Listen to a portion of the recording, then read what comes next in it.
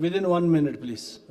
माननीय अध्यक्ष श्री जयराम ठाकुर जी। माननीय अध्यक्ष महोदय, इस विषय पर मुझे लगता है कि जो हमने बात कही थी वो पर्याप्त थी।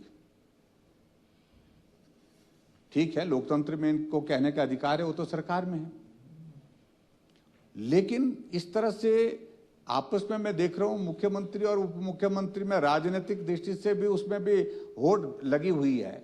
ये सामने ही आ गई बात है, क्या छुपाना है इस बात को लेकर के। मैं ये कहना चाह रहा हूं अध्यक्ष महोदय, मेरा ये निवेदन है, क्या होड़ लगी हुई है कि इन्होंने अपना सेटल तो कर लिया, मैं भी कर लूंगा, ऐसा ये बड़ा दुर्भाग्यपूर्ण है।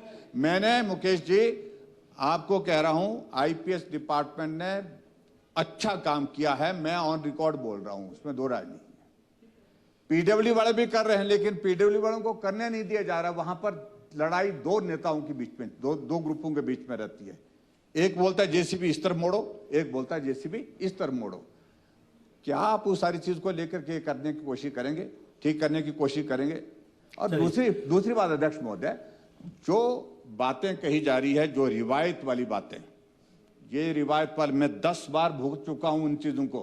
काले झंडे हमने कभी जिंदगी में किसी को नहीं दिखाए, लेकिन हमको काले झंडे किन्नौर में दिखाए गए, लाहौर में दिखाए गए।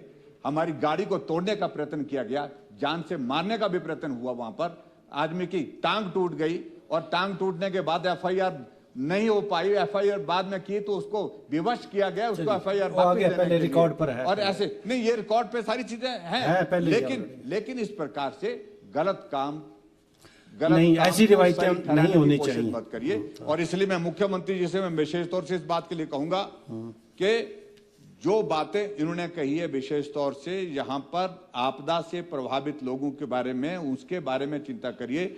लेकिन सच्चाई ये है, बातें सिर्फ बातों में रह रही हैं, सही मायने में। ठीक है, मेरी पीड़ा मेरी है, आगे रिकॉर्ड पर वो इस बात को समझते हैं कि नहीं समझते हैं, लेकिन राजनीति करना बंद करें। ये संस्थान बदले गए। बल में क्या, वहां पर बल विधानसभा क्षेत्र में कोई बाढ़ आई थी क्या? वहां से यूनिवर्सिटी बदल दी गई है।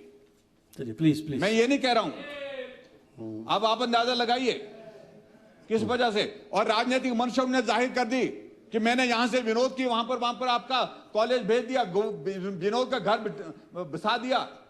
आखिरकार सोच कितनी नीचे की है ये।